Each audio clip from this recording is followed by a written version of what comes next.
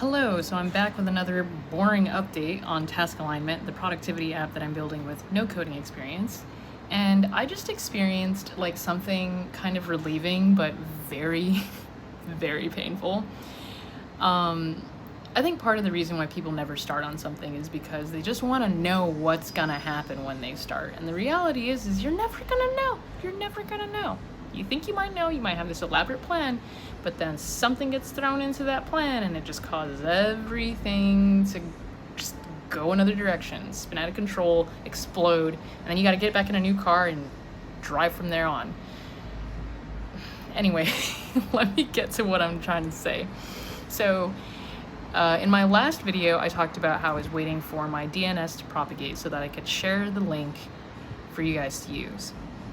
However, in this time, I was like, all right, since it's not done propagating, let me start putting together a spreadsheet with the financials for what the expenses are to create this thing is, and what, so that way I have like a baseline of just like, what are my expenses in running this app, and the potential ones. And the very first expense I put up there, I went into the plan, and it's this service, I'll just say the name, Render. It's basically like Supabase. It's a software that hosts the database, the back end of all of your information. So when you go to make a task, that's where it gets stored, yada yada.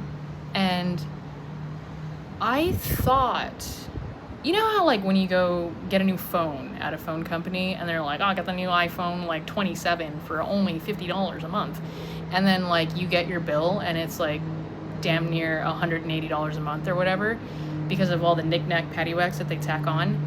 That's essentially what happened, and I was like, oh, I'm not paying $60 a month for something I haven't even deployed.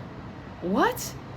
And then when I saw like what their usage fees were gonna be, it's clearly for a more like robust built-out app that's actually generating income and needs something more robust on the back end.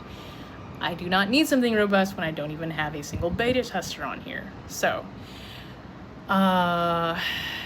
after coming across that, I was like, okay, well, what does this mean? It means I have to switch to a different software setup, a new tech stack or whatever it's called.